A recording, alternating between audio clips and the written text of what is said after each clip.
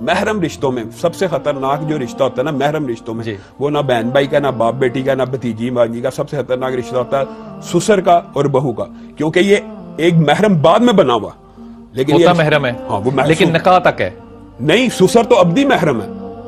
اگر طلاق ہو گئی ہے سسر کے ساتھ تو نہ شادی ہو سکتی ہے، پھر بھی نہیں وہ طلاق اگر ہو گئی ہے تو سسر پھر بھی محرم ہے، یہی تو میں کہہ رہا ہوں یہ سب سے خطرناک رشتہ تو پھر یہ ہوا نا کہ جس کے اندر ایک محرم بنایا جاتا ہے، اور دیور محرم نہیں ہے، دیور محرم نہیں ہے۔ نبی کریم صلی اللہ علیہ وسلم نے فرمایا سب سے خطرناک غیر محرم دیور ہے، نبی کریم صلی اللہ علیہ وسلم نے فرمایا سب سے خطرناک غیر محرم رشتے دو ہیں اصل میں، ایک دیور کا اور ایک ہمسائے کا،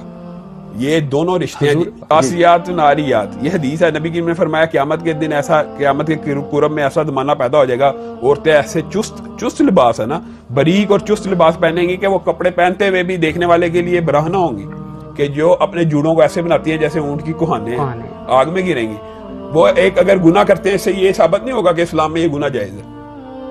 اگر عرب ممالک میں کوئی گناہ رائج ہو جائے تو اس سے یہ مطلب تو نہیں اسلام میں وہ جائز ہو گیا۔ نہیں بلال بھائی، نبی کریم صلی اللہ علیہ وسلم کا ایک گھر جہاں پہ روزہ آپ نے دیکھا ہوگا، نبی کریم صلی اللہ علیہ وسلم کے 9 گھر اسی کے اندر تھے، وہ اس کا لب و لہجہ ایسا نہیں ہونا چاہیے کہ فَيَطْمَعَ الَّذِي فِي قَلْبِهِ مَرَضٌ، کہ جس کے دل میں میل ہے یا کجی ہے اس کے دل میں طمع پیدا ہو، اس کی صرف گفتگو کے بارے میں اللہ نے قید لگائی ہے۔ نبی کسی امت کا باپ بھی ہوتا، نبی کریم صلی اللہ علیہ وسلم کی سچا واقعہ بیعت